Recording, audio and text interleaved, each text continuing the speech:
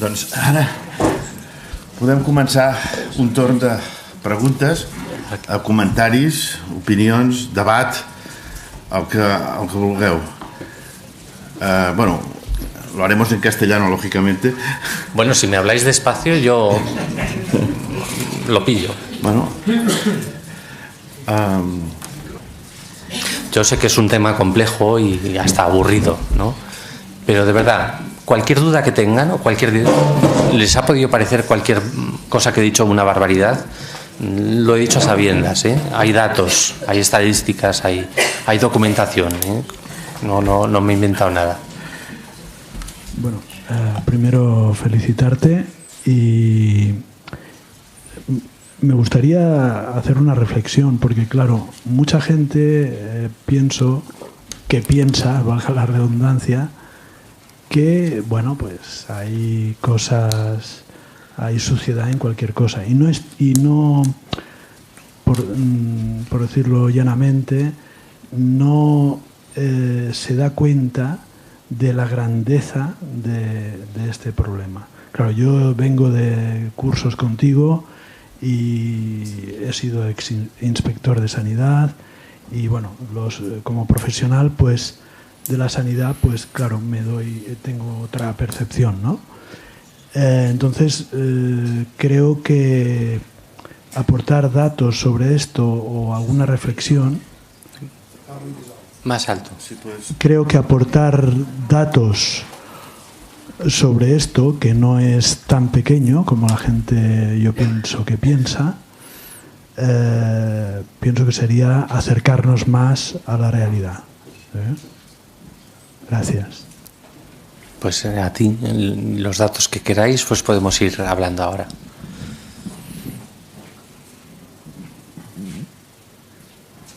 sí, allí hay una palabra. Qué lejos. Sí, es igual.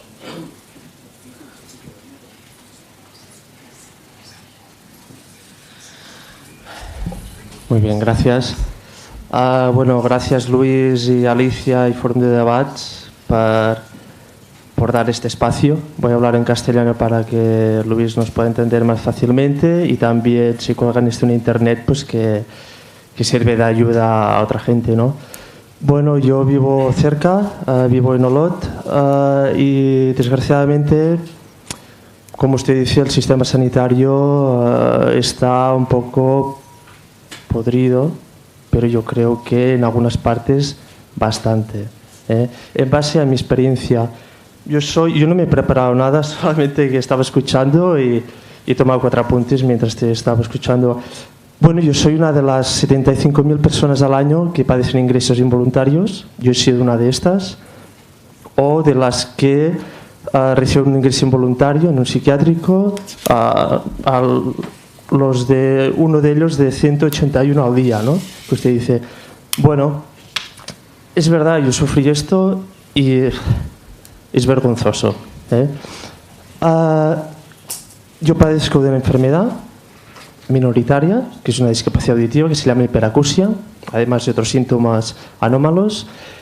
Y bueno, yo nunca he tenido problemas mentales ni nada, soy un deportista, estudiante, con amigos, todo bien, hasta que me puse enfermo. Fui al médico y dije, mira, tengo esto, al otorrino, bien, me hace informe pertinente, al mejor otorrino de Cataluña, pero claro, lo llevo al Tribunal de Discapacidad y allí esto no tiene valor. No tiene valor porque me dicen textualmente, bueno, es que tu problema de salud, tu discapacidad no aparece a la lista de discapacidades. Y bueno, pero coño, es que yo no puedo ni coger una botella de plástico por el dolor que me produce el ruido, porque mi problema de salud se llama hiperacusia y es una lesión del nervio auditivo, digamos, que el exceso de ruido provoca dolor. Tengo que ir con tapones y cascos protectores. Bien. Bueno, el Tribunal de Discapacidad me decía, tienes solo, te podemos dar el 33%, que se da a una persona con una ligera cojera, así, si nos das un informe mental contundente. Yo, bueno, pues vale, de acuerdo, iré a salud mental, vale. Así me pasé 3 años de salud mental, tribunales de discapacidad. hasta que logré el 33%. Digo, bueno, ya por fin tú, ya tengo el 33, puedo estudiar, me da derechos para estudiar más fácilmente, vale, o para buscar un trabajo, pero bueno, como mi enfermedad es un poco minoritaria, bueno, bastante minoritaria y de difícil comprensión, mi familia, mi entorno, no terminaba de entender mi problema de salud. Y me dijo, bueno, pues es que, ¿sabes qué, Sergi? No te vemos bien, no estás bien, esto en los oídos no es normal, te llevamos un juez a casa para que vayas a otra vez el rollo de salud mental y toda esta historia. Y dijo, hostia, pero no, otra vez no me jodas. Porque es que he pasado mucho tiempo para nada, porque tampoco da la ayuda suficiente. Lo que me decían, 3 años me pasé, bueno, durante 3 años, pero fui a pocos meses en un psicólogo. Bueno, ve a Facebook, habla en Facebook para mantener amistades, todo esto. Bueno, total, ¿qué pacté? Ya voy a acelerar, ¿eh? Sí. Perdón. Pacté ir a voluntariamente porque el juez me decía, usted tiene que ir a salud mental de Olot. Y yo, bueno, es que Olot no nos entendemos. Nos entendemos porque como no diagnosticarme el problema, me quejé y no hay buena relación. Quiero ir a otro sitio donde iba. Y el juez me dijo, no, usted a Olot. Yo dije a Olot, a salud mental, no, por favor, derivame otra vez, como estaba yendo, a Ripoll. Me dijeron, no, aquí. Bueno, pues los quedé en mi casa. Dije, no, yo no voy a Olot. Si de acaso me voy de visita a hablar a un psicólogo al Hospital Santa Caterina de Girona. Y todos hicimos este pacto, ¿vale? Cojonudo. Pues voy allí a hablar. Sí. ¿Pero qué pasó? Pues que llegué allí, hostia, aquel día no había psicólogos visitando, el servicio de psicología estaba cerrado. Y los que me acompañaban me dijeron... Pero eso es lo que pasa a muchísimas personas, y lo que hablábamos de los 65.000, esa es la realidad. La relación entre el médico y paciente, lo bonito es que es una relación, por definición, lo que llamamos en derecho intuito personae, de confianza. Y hemos convertido la relación entre el médico y el paciente en una relación de funcionario e incluso de policía. Y creo que eso no es sano. Absolutamente. Creo que eso no es sano. Termino rápido, perdón. Pues, vale, de acuerdo, me fui allí, pero bueno, llegué allí, me senté con una revista a la mano, Infojardín, leyendo, mientras esperaba mi turno, me hacían pasar a la enfermera, me puso el bracelete sin decirme nada, y ya veo a la psiquiatra que viene al lado y ya se hacen gestos diciendo, mira, ya lo tenemos aquí, ya te estábamos esperando, lo que pensaba. Y me encerraron. Allí estuve para hablar, yo fui a hablar con el psicólogo, pero terminé encerrado. Estuve 22 días y suerte que no estuve más, porque en el primer permiso que me dieron, que fue al 16 día, o sea, me tuvieron 16 días encerrado del total de 22, el 16 día me concedieron el primer permiso de 30 minutos para salir de su cárcel, de su prisión blanca, o sea, de la unidad, a la cafetería, andar 30 minutos. Así hasta los 22 días que estuve allí. Y en un permiso de esto pude contactar con una amiga de fuera que me viniese a rescatar inmediatamente. Porque ya lo sabe usted, allí, pues bueno, medicación a la fuerza, atado, usted está enfermo, no se da cuenta. Pero ¿qué pasó? Termino, ya lo último. Pues que yo salí de allí, claro, me dijeron que estaba loco perdido. ¿Cómo no? Estaba loco perdido, como ahora, estoy loco perdido, para decir esto. Y, coño, al cabo de un año descubrí, porque me pasaron los papeles de mi curso clínico, que Salud Mental de Olot había falsificado mi informe mental, manipulado, diciendo, escribiendo, que yo paseaba andando por la ciudad hablando de duendes, que me pasaba por el ayuntamiento descalzo con las sandalias en los dedos, o que yo hacía cosas raras en casa, que le habían dicho, Salud Mental decía que Bienestar Social, donde Sergi está yendo por tramitar la discapacidad y todo esto, pues que le habían dicho Bienestar que yo hacía esto. Y es absolutamente falso. O sea, ustedes sepan, cualquiera se puede poner enfermo, pero sepan lo que tenemos. Lo que tenemos, lo que pagan ustedes entre todos, lo que pagan en los hospitales. Tenemos esto. He denunciado esto. Sergio, ¿no? ¿Te llamas? Sí, Sergi. He denunciado esto, pero los jueces Nada. Me fui al juzgado. Bueno, miren, han hecho esto, señores. Pero poco a poco, pero nada. Pero poco a poco lo vamos contando y poco a poco se va sabiendo. Ya, pero bueno. Y eso es lo bueno. Evidentemente que la relación entre el médico y el paciente no puede ser una relación funcionarial, no puede ser una función de policía. Tiene que haber confianza, tiene que haber algo más que una relación. Porque habría que pensar que, por ejemplo, cuando nosotros vamos al médico, ¿el médico está trabajando realmente para nosotros o está trabajando para el sistema sanitario? Yo creo que es evidente que trabaja para el sistema sanitario más que para nosotros. Le preocupan más otras cosas. Es lo que llamaba Thomas Szasz, que le pueden encontrar también por internet y hay muchos libros de él, el estado terapéutico, cuando el Estado asume una función que no le corresponde, que es la de vigilar la salud, la de cuidar la salud, independientemente de lo que quiera el paciente.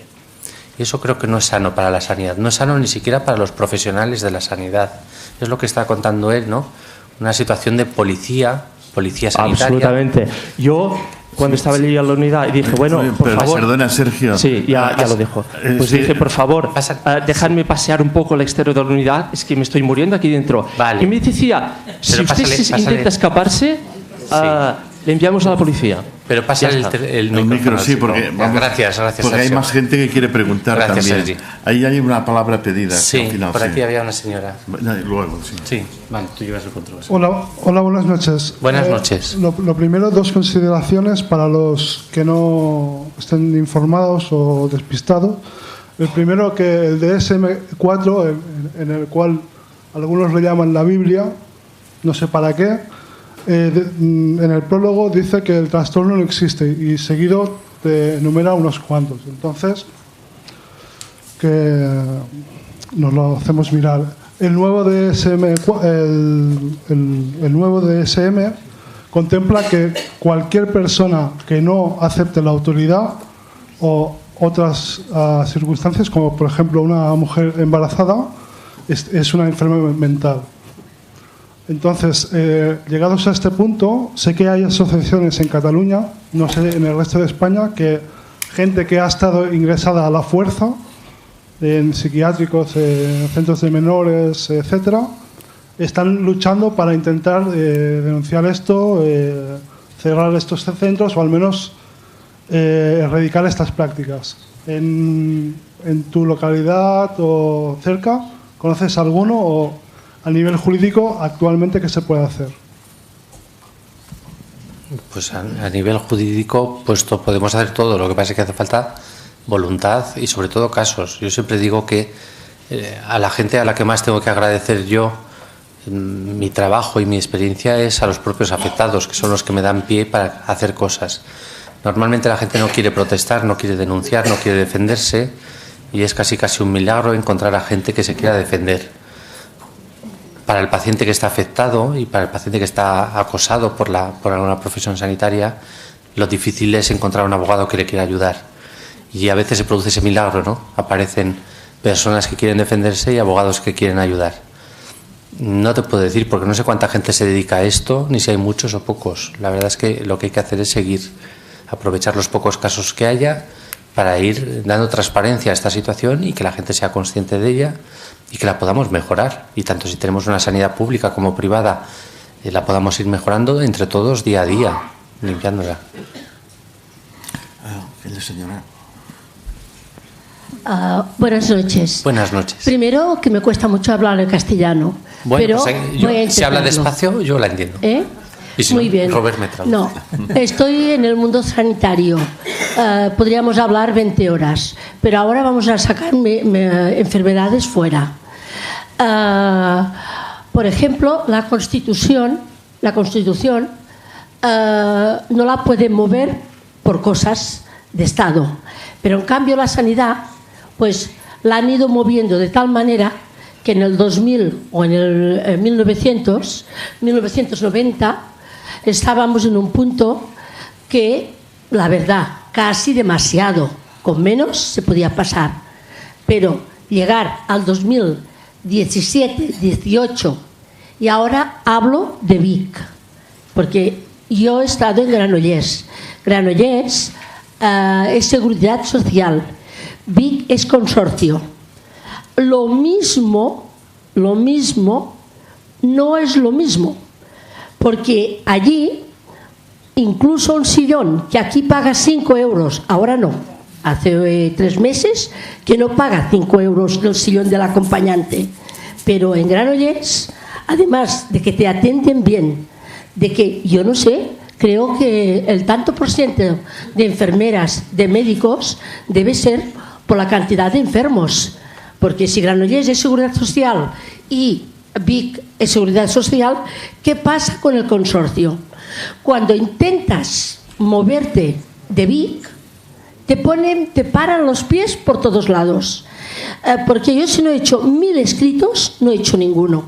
Y luego, como trato a bastante gente, les pido, por favor, no estáis bien tratados, no decir nombres, pero poner cada día al salir lo que ha faltado en urgencias, lo que no os han dado, cómo os han tratado, y cuando lleguéis a planta, lo mismo. No tenéis que decir nombres, porque ya se sabe que es el doctor, la enfermera o la auxiliar, y el que te lleva para arriba, para abajo. Bueno, pues todo el mundo, el primer momento te dicen, y tanto que lo vamos a escribir.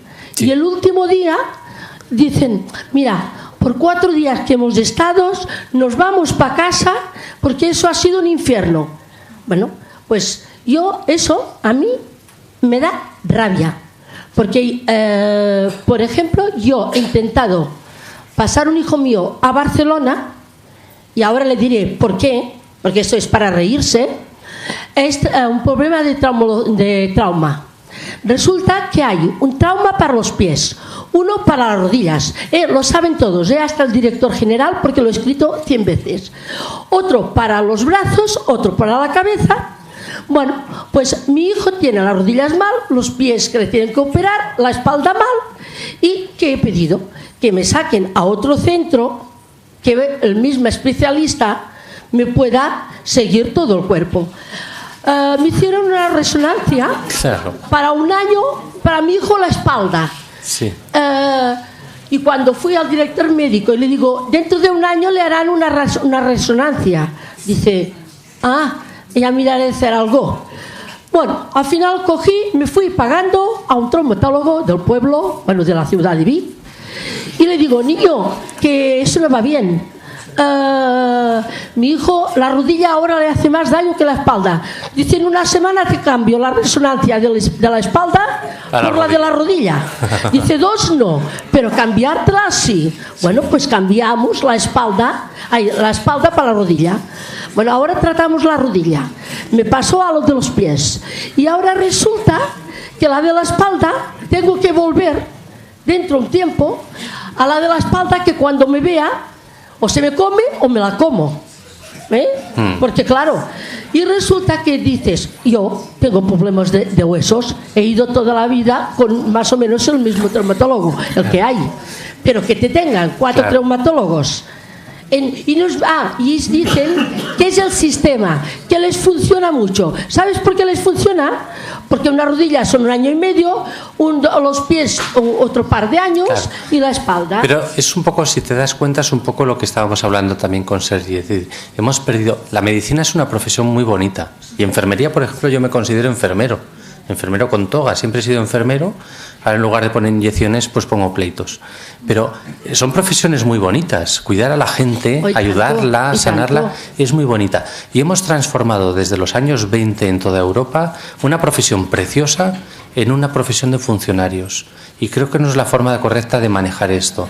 En cuanto a, por ejemplo, las cifras de personal, de si es un consorcio, de si es sanidad de la seguridad social, les puedo decir que, por ejemplo, España, que está dentro de los ratios de satisfacción bastante mediocre, es decir, no es de los modelos más eficientes ni más justos con el paciente, tiene el doble de médicos en los hospitales que la media europea. El doble. Solamente hay un país que tiene ese nivel de médicos, de exceso de médicos en los hospitales, que es Italia. ¿Cómo es posible que los hospitales de España y de Italia, teniendo el doble de médicos, tengan tanta lista de espera muchísimo mayor y que incluso tengan una satisfacción, si estamos en España, en un 6,5? Hay países como Luxemburgo que tienen muchísimos menos médicos y tienen una satisfacción de 8 puntos. ¿No será que hemos convertido profesiones tan bonitas como médicos, enfermeros, auxiliares, celadores en funcionarios? ¿No será solamente ese problema? ¿No será que hemos hecho hospitales demasiado grandes cuando lo que realmente nos gustaría es una atención más personal? Les puedo contar una historia de que cuando se crearon los sistemas sanitarios públicos en los años 20, nacieron dos modelos fundamentales. Uno se llamaba el modelo Beveridge, que es el que tenemos en España, en el Reino Unido, y otro el modelo Bismarck, que es el Francia, Alemania. Cuando se impuso en España el modelo Beveridge, la gente salió a la calle a protestar en los años 20. Hubo huelgas y manifestaciones por la calle porque no querían un sistema público. Esto está en los periódicos. Lo que querían era su médico del barrio, su médico del pueblo, el médico de toda la vida, el que había asistido a los partos, al fallecimiento de los padres, el médico, algo personal. Y hemos convertido eso en un sistema público más policial y funcionarial que de trato humano. Yo creo que eso es algo que tenemos que reflexionar si debemos seguir por este camino de convertir la sanidad en una megaestructura de servicio público o volver un poco a los orígenes y hacerlo algo más personal. No lo sé, yo les dejo que lo reflexionen. Bueno, esta señora ha dicho una cosa que me ha hecho recordar algo que he oído que me hizo mucha gracia en su momento, que es el tema de la especialidad en medicina, ¿no? Somos especialistas. Los especialistas cada vez sabemos más cosas de menos, acotando de una parte más pequeña, hasta que llegaremos a saberlo todo de nada. Sí. Bueno, es irónico, decía un amigo mío que decía que lo importante no es saber cosas, sino saber quién las sabe. Entonces ahí está la tribu de especialistas y hay que ir cada día a un especialista distinto. Pero en broma también se cuenta en los hospitales, los enfermeros, que hacemos siempre chistes de médicos y de enfermeros, ¿no? Decíamos siempre que es un estudio doble ciego. En estadística clínica pues se habla de estudios doble ciego pues cuando el experimentado y el experimentador no saben de qué va el estudio. Pero siempre en broma decimos que un doble ciego es un neurólogo mirando un electrocardiograma, ¿no? Pues no ve nada, no sabe lo que ve, ¿no? Y a ese extremo hemos llegado de hiperespecialización y de falta de contacto con la realidad y con el paciente. Quería pedirte dos cuestiones. Una de ellas, has hablado con referencia al Estado español o tus comparaciones sobre corrupción concretamente. Si tienes algún tipo de... nos puedes dar algún dato comparativo con otros países de nuestro entorno. Y luego, por otra parte, es qué podemos hacer nosotros para ir mejorando esta situación. ¿Qué es lo que está en nuestras manos? Bien, pues comparar la corrupción médica de España con otros países me desborda. Ya es muy compleja la de España, conseguir los datos y las cifras es mucho trabajo ordenar. Yo me he pasado la semana pasada removiendo los listados de transferencias de valor de las farmacéuticas del año pasado. Es muy pesado porque además te los dan en formatos que no puedas utilizar. Es decir, coges la foto y coges número por número, médico por médico, con su DNI, con su dirección, con todo, y haces tu propia tabla, coges asociación por asociación y vuelves a rehacer las tablas. Es un trabajo ímprobo. Es decir, las farmacéuticas intentan dar transparencia, pero no tanta, ¿eh? Hay que hacerlo. Cuando consigues las facturas de un hospital pasa exactamente lo mismo. Es muy pesado. Entonces, meterme en la corrupción de otros países me superaría. Sí que sé que es aproximadamente la misma, es decir, que no es una cosa solamente de España, pero sí que sé que también que hay modelos que son más inmunes a la corrupción que otros. El que tenemos nosotros y los británicos es especialmente fácil de corromper. Y en cuanto a qué puede hacer el paciente, pues de alguna manera asumir que el paciente es una categoría especial de consumidor y que es igual de consumidor el paciente que va al médico que el que compra una barra de pan, y tiene los mismos derechos y los tiene que hacer valer exactamente igual. Probablemente, como estamos hablando de servicios públicos casi siempre, pues el procedimiento de reclamación es mucho más duro, pero no cabe duda que lo tenemos que hacer y lo podemos hacer, y que es una obligación del ciudadano velar por su propia seguridad y de su propia satisfacción. Al fin y al cabo estamos pagando todos con nuestro dinero. Cuando se habla por ahí del derecho a la salud y de la medicina, de la sanidad pública, gratuita, de calidad, nunca es gratuita. Cuesta dinero, cuesta muchísimo dinero. Y les voy a poner un ejemplo. ¿Alguien se hace una idea de cuánto de nuestros impuestos va para la sanidad? ¿Por persona? Anualmente, de nuestros impuestos, por cada persona de media, va para la sanidad como gasto sanitario alrededor de unos 1.600 euros al año. 1.600 euros al año. Calculen una familia de 4 miembros, multipliquen 1.600 euros al año por 4.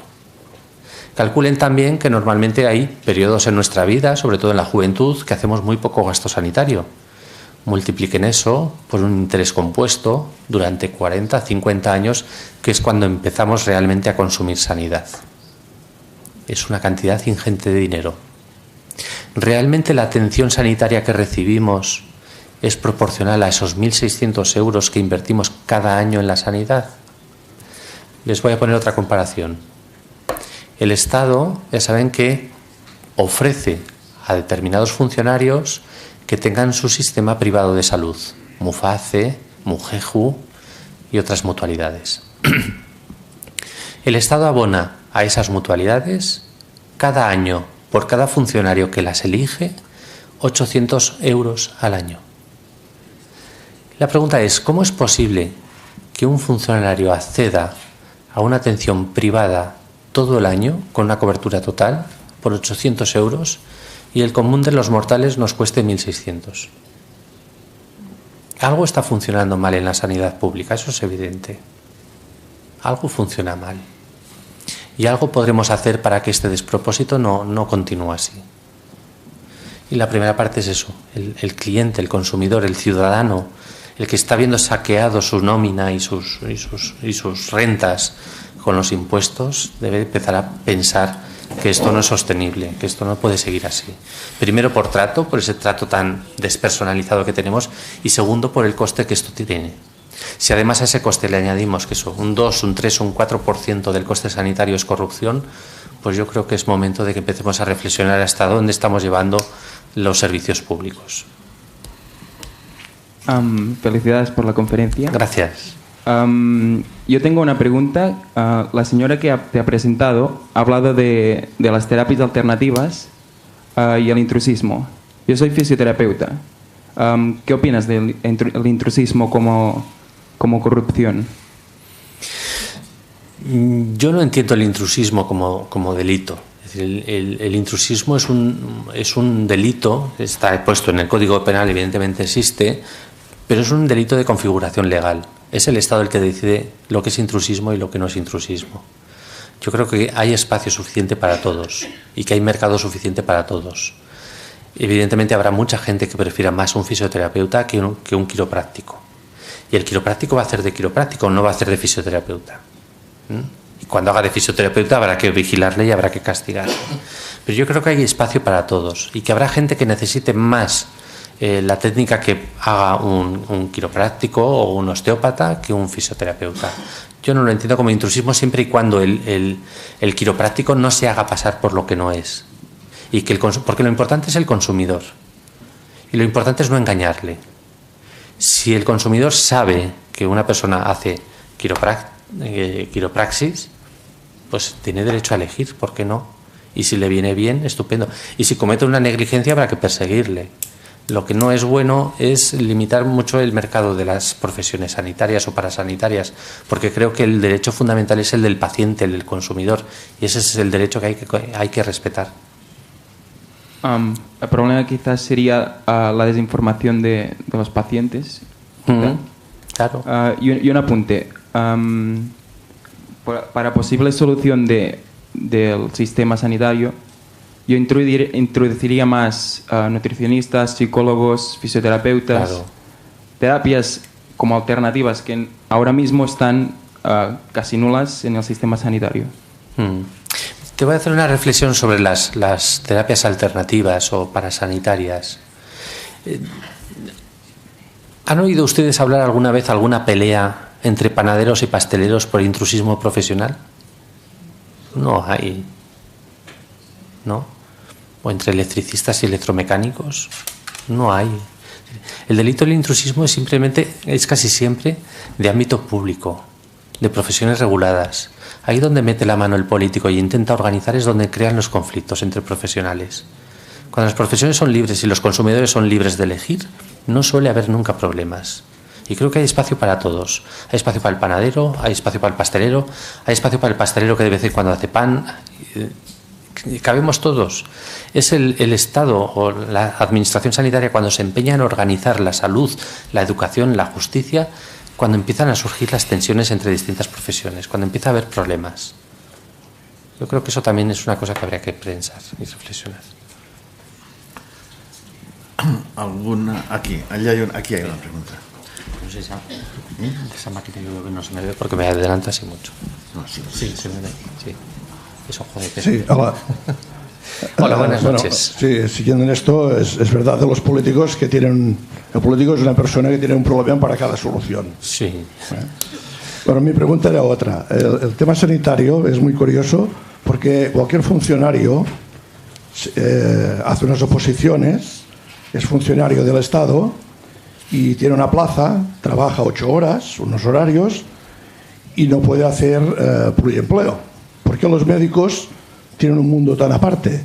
O sea, el médico dice, no, los martes y los viernes, porque el miércoles va a Barcelona en su despacho, y luego por la tarde en la Mutua, y pasado mañana, y luego vas y siempre encuentras al mismo médico, solo que en ámbitos diferentes. Y luego vas a su consulta particular y dice, luego ven a la Asunto Social que hace de las recetas. O sea, es un mundo muy complicado. Perdona, y de repente te das cuenta que ha escrito 14 trabajos de investigación. Además, y conferencias. No sabemos cuándo, pero lo ha hecho. Sí, ¿esto es normal o es que tienen un origen privilegiado o qué es lo que ocurre? Pues no es normal, no debería ocurrir, y de hecho eso no existe en ninguna otra profesión. Eso solo existe en estamentos públicos, cuando lo organiza la administración, es cuando ocurren este tipo de cosas que son incomprensibles. Incompatibilidades absolutas, pues eso, trabajar. Yo he visto casos, y es algo habitual, pues que mientras está trabajando en la sanidad pública, además tiene un contrato de colaboración con una farmacéutica, dice que escribe trabajos de investigación y resulta que es que los datos que entrega la farmacéutica son de los pacientes del hospital público, que ha sacado los datos de las historias del paciente público. Es decir, ¿hasta qué punto usted tiene derecho a utilizar estos datos y venderlos a una farmacéutica para luego cobrar 2.000, 3.000, 4.000 euros por ese estudio? Eso solo ocurre en los sistemas así, que están organizados de una manera jerárquica desde arriba para abajo y que suelen ser un desmadre. Pero desde luego que a mí no me parece ni compatible ni me parece justo para el paciente. Buenas noches. Hola, buenas noches, Luis. Mira, yo trabajo en la sanidad pública, entonces voy a cambiar un poco de perspectiva. Me parece interesante y me parece necesario hacer denuncia de cosas que no funcionan bien en el ámbito de la sanidad y en cualquier ámbito.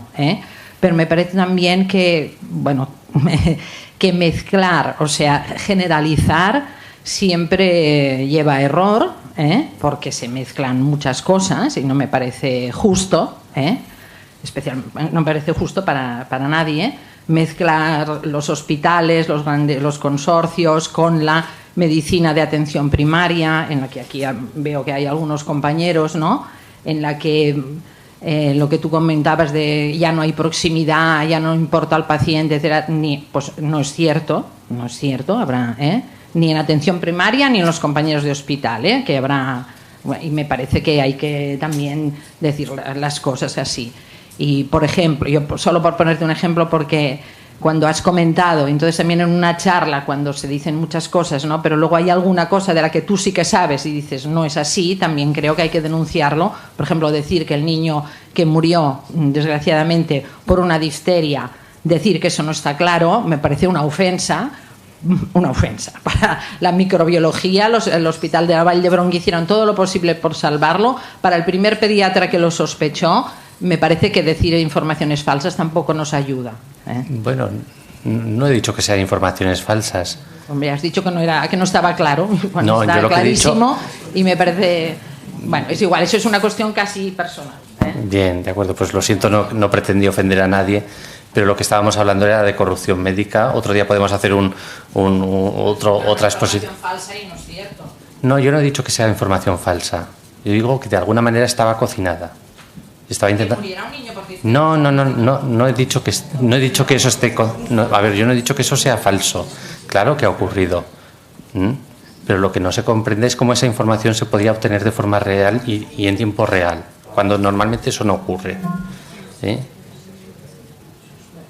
Normalmente la gente fallece todos los días en los hospitales. Hay mucha gente que fallece y no se ventila en la opinión pública, ni se crean esas noticias, ni se le da tanto tiempo en telediarios, y en ese caso ocurrió. Y no es algo casual. No, evidentemente que no es casual, pero precisamente yo en este caso concreto estaría de acuerdo que se hiciera, porque este niño murió de una enfermedad en la que hay vacuna, y es una vacuna que pagamos entre todos, que paga la sanidad pública. Y este niño murió porque esos padres no estaban bien informados. Si hubiera estado vacunado no hubiera muerto. No lo sé. Seguramente. Es posible.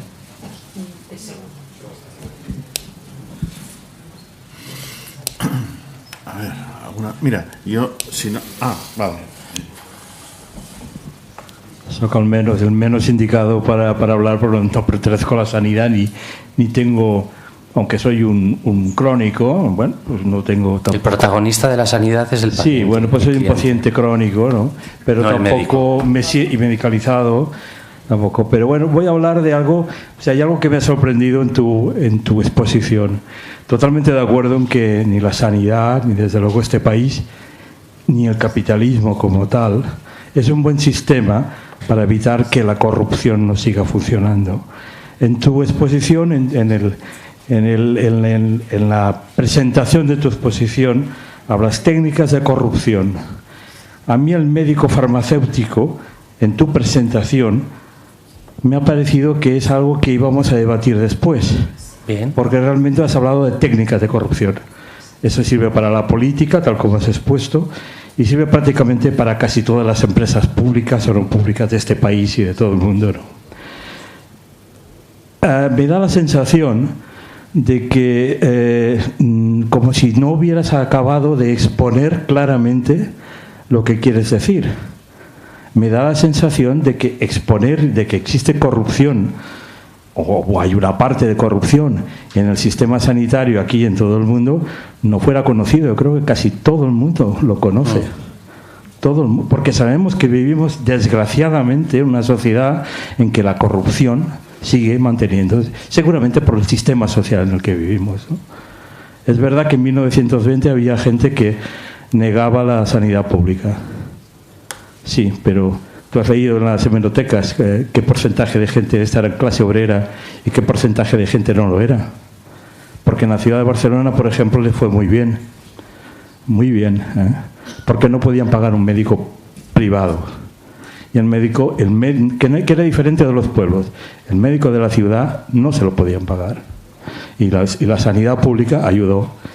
Curiosamente, en tu discurso también me ha parecido recordar algunas líneas, perdona que eso parece del partido, de un famoso partido que existe en Estados Unidos, es el partido anarquista, ¿no? Es un partido liberal, que no ni el neoliberal, el liberalismo que aparecía aquí algunos de los autores y seguidores, también hablan de eliminar al máximo el Estado. El señor Trump seguramente debe ser uno de estos, uno de los seguidores, eliminar al máximo el Estado en las decisiones de los ciudadanos, en las decisiones de la sociedad. Y yo que estoy de acuerdo en que cuanto menos Estado mejor, pero no soy de derechas, eso también es verdad, entiendo que deberías de haber perfilado, nos gustaría que alguien perfilara, cuando has dicho que el problema seguramente sanitario en España es que está desmesurado o es muy grande, o que quizá el sistema sanitario público no sea el mejor, que apuntaras, por favor, cuál es el mejor, sobre todo para la gran mayoría de una clase, que es la clase obrera, que sigue existiendo, aunque parezca que ha desaparecido y todos somos clases medias, sigue existiendo y es muy abundante y con unos medios económicos muy precarios y que desde luego no puede pagarse una privada ni seguramente la consulta de un médico. Y perdona, quisiera hacer un apunte también sobre algo que a mí me ha preocupado siempre también. Yo he trabajado en una empresa pública, no de la sanidad. Compañero Robert també. y teníamos prohibido trabajar fuera de cualquier sitio. Nosotros no podíamos ejercer nuestra profesión en ninguna otra empresa, ¿o no? Es curioso que para mí en aquel momento la gente que lo hacía era corrupta. Y siempre he pensado, y no quiero insultar a nadie, a ningún médico, ¿no?, pero siempre he pensado que el hecho de ir a la Seguridad Social, encontrarte un médico que dices que llevo 4 horas aquí atendiendo y no puedo más, y no atiende al día siguiente porque tiene una consulta privada, y por la tarde tiene una consulta en la Mutua, yo tampoco lo entiendo eso. Esa también para mí es una falta de ética profesional. Yo no diría si es corrupción o no, pero es una falta de ética, algo tan elemental que deberíamos de seguir teniendo todos y que parece que hemos perdido. Me ha faltado que incidieras también en ese punto, porque corromperse porque viene alguien y te paga el viaje, te paga el cheque a final de mes, en ese sistema que le has dado un nombre muy curioso, no porque no es dinero, sino beneficio, no sé qué. Transferencia. Transferencia, es encantador ese sistema de corrupción, por transferencia de no se sabe, de conocimiento, ¿no? Pero me ha faltado también esa crítica, porque creo que debería ser una crítica a la ética personal, a la ética personal, que se ha perdido. Ya, bueno, el tiempo era limitado y diseñé un poco en plan teórico y quería dejar más las preguntas y las cosas concretas para el debate y cualquier cifra o cualquier dato que quisierais. En cuanto a modelos de sanidad, hay más modelos que estos dos que os había dicho. Y ahora mismo hay modelos emergentes muy buenos. Por ejemplo, en la India se está probando con un sistema muy bueno de hiperespecialización de centros, que está dando muy buena calidad asistencial y muy buenos ratios en cuanto a coste y calidad. Y, por ejemplo, los modelos que quizás están superando todos los ratios en cuanto a calidad está siendo el modelo de Singapur, el modelo de Hong Kong, que son modelos muy liberalizados, donde una persona elige con su cuenta de cotización a qué centro va y lo que consume en cuanto a sanidad, y se fomenta mucho más esa relación particular y privada entre el médico y el paciente. Y son tantas cosas las que me has dicho que nos debe... Pero, por ejemplo, en cifras, que he hablado mucho de teoría, claro, es que no podría poner ejemplos de todo, pero, por ejemplo, les puedo decir que el 90% de las compras de medicamentos en los hospitales se hace sin contrato público, a dedo y por teléfono. E incluso fragmentando los pedidos con diferencias de un cuarto de hora para que la intervención de Hacienda no pueda tener control de las compras que se hacen. Eso se hace todos los días y estamos hablando de cientos de millones de euros al mes. Hemos llegado a ver las hojas de pedidos de hospitales que ha fiscalizado el Consejo de Cuentas, que sería aquí, no sé cómo se llama aquí, el síndic de Greuges. No, de Greuges no, de Contes. El síndic de Contes. Y hemos visto pedidos del mismo de medicamento, 12 pedidos seguidos con una diferencia de un cuarto de hora, simplemente para dificultar el control de Hacienda. Evidentemente la furgoneta que trae el pedido no viene 12 veces esa mañana, viene una sola vez para entregar todo el pedido y es una estafa. Esos datos, a medida de si me van haciendo preguntas, yo les puedo ir dando datos y cifras de lo que quieran. En cuanto a modelos sanitarios, también quería preguntar, incluso para ampliar un poco la pregunta que había hecho Jordi, de qué podemos hacer, que está en nuestras manos. Hombre, si al menos empezamos a conocer qué otros modelos sanitarios existen y en qué se diferencian con el nuestro, pues puede ser un punto de partida. Y yo no sé si a nivel de corrupción, no lo sé, pero sé que en Suiza, a nivel de usuarios de la sanidad, lo que funciona es que la gente acude al homeópata, al osteópata, al cardiólogo, a quien le da la gana, lo paga y luego ese es el método Bismarck, que es otro. Ese es el método Bismarck, es el sistema Bismarck de sanidad.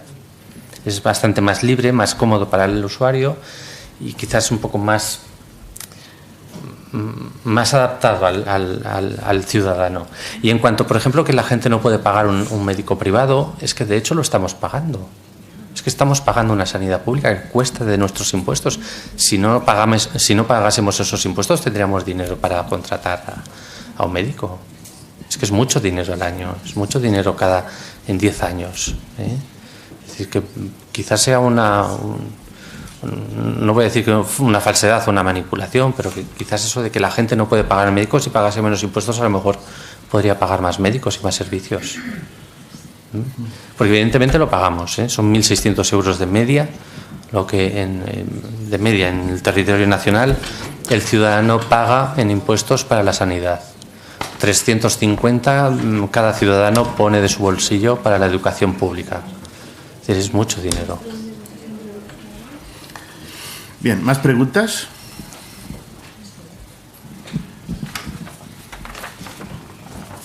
¿Algún comentario? ¿Alguna...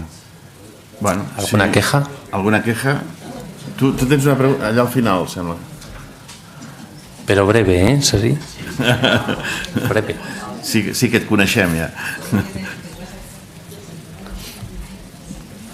Bueno, en el caso que me afecta a mí y el de futuros jóvenes o no jóvenes, cuando son abusados utilizando la jurisprudencia y el hospital, servicios médicos, los ingresos involuntarios, ¿qué puede hacer una persona que se encuentra recién salida de este abuso de un centro psiquiátrico? ¿Dónde puede acudir? ¿Quién la ampara? El internamiento involuntario y el tratamiento involuntario no son unas cuestiones de salud. No se gestionan por ley sanitaria. Son detenciones. Lo que pasa es que en lugar de detenerte un policía y ponerte unas esposas, te detiene un médico y te pone una inyección. ¿Y tienes derecho a abogado? Siempre. Pero en mi caso no se me proporciona un abogado. Ni en tu caso ni en los 65.000 que hay al año. ¿No se les proporciona abogado a ningún ingresado de forma involuntaria? Es muy raro, es muy raro. Sí que conozco, por ejemplo, no te puedo decir de toda España porque no conozco los 65.000 casos, pero te puedo decir de un chico de Vizcaya que le internaron y dijo, pues yo quiero un abogado, y se lo pusieron, fue un milagro. Ahora, eso sí, cuando le dieron el alta le pasaron la factura, que fueron 600 euros. ¿Le pasaron la factura, que fueron 600 euros? Para que no volviese a pedir abogado la próxima vez. ¿Y el índice de victorias, digámoslo así, una vez una persona, por ejemplo, yo lo denuncio, esta falsificación de mi curso clínico y de mi falta de abogado y del trato ahí dentro, porque claro, mantener 16 días, 22 días en total, 16 días, una persona encerrada, es como el secreto de Olot esto, vaya, pues encerrada en estas condiciones, pensando que iba a hablar con un psicólogo y termino ahí atado con chiringuillas en el culo, diciendo que estoy enfermo. ¿Qué índice de victorias tiene la gente que padece este tipo de abusos? No hay estadísticas, no te puedo decir. No. Lo que sí que te puedo decir es que es una pelea muy dura, muy cruel. Cuando uno insiste, oiga, a mí me ingresaron y no estoy loco, lo que te dicen es que sí, que estabas loco y ya está. Y se quedan tan anchos. ¿Y estos casos se obligan a Europa? ¿Llegan casos a la Comisión Europea de Derechos Humanos? Yo estoy llevando. Ajá. Yo creo que es evidente que al final pondremos un poco de sentido común en esta locura de los internamientos y tratamientos involuntarios. Bien. Pero vamos a necesitar la ayuda de todos los pacientes que quieran denunciar. Hace falta. Porque sin casos no hay nada que hacer. Hace falta que alguien ponga la cabeza en este asunto, ponga la razón, la ética, por el bien de las familias, de los afectados y de todas las personas que asisten al sistema sanitario. Gracias por todo. Gracias a ti. ¿Alguna otra pregunta? ¿O comentario? ¿Opinión? Sí? El Sergi. Aquí davant, sisplau. El Sergi. El Sergi vol preguntar. Sisplau, me ha salido bien, ¿eh? Sí, impresionante. Voy a coger el acento.